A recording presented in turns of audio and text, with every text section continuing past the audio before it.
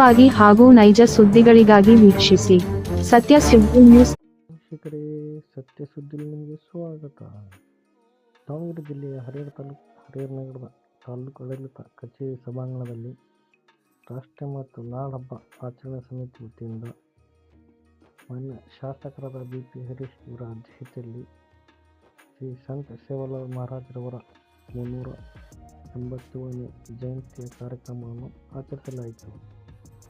ಈ ಸಂದರ್ಭದಲ್ಲಿ ಮಾನ್ಯ ತಹಶೀಲ್ದಾರ್ ಜಿ. ಸಂತೋಷ್ ಕುಮಾರ್, ಕ್ಷೇತ್ರ ಶಿಕ್ಷಣಾಧಿಕಾರಿ ಡಿ. ದುರ್ಗಪ್ಪ, ವಿವಿಧ ಸಮುದಾಯದ ಮುಖಂಡರು, ತಾಲೂಕು ಮಟ್ಟದ ಅಧಿಕಾರಿಗಳು, ಕಚೇರಿ ಸಿಬ್ಬಂದಿಗಳು ಉಪಸ್ಥಿತರಿದ್ದರು.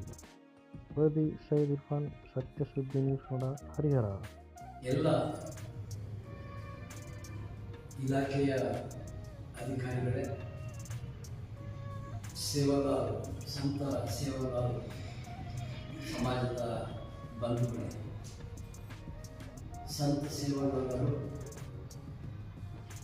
ಗುಡ್ಡಗಾಡು ಪ್ರದೇಶದಲ್ಲಿ ಇದ್ದಂಥ ಜನರಿಗೆ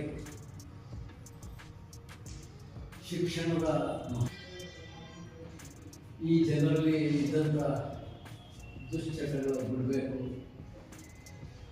ದುಶ್ಚಟಗಳಿಂದ ದೂರವಿದ್ದಾಗ ಮಾತ್ರ ದುಶ್ಚಟದ ದಾಸನಾದರೆ ಬಡತನದ ಬೇಗೆಯಲ್ಲಿ ಮನೆತನವನ್ನೇ ನೂಗ್ತಕ್ಕಂಥದ್ದಾಗತ್ತೆ ಅಂಥೇಳಿ ಸಂತ ಸೇವಾಲಾಲರು ಕಾಡು ಮೇಡುಗಳಲ್ಲಿರ್ತಕ್ಕಂಥ ಜನರಿಗೆ ಬುದ್ಧಿವಾದವನ್ನು ಹೇಳೋದ್ರ ಮೂಲಕ ಕಾಲ್ನಡಿಗೆಯಲ್ಲೇ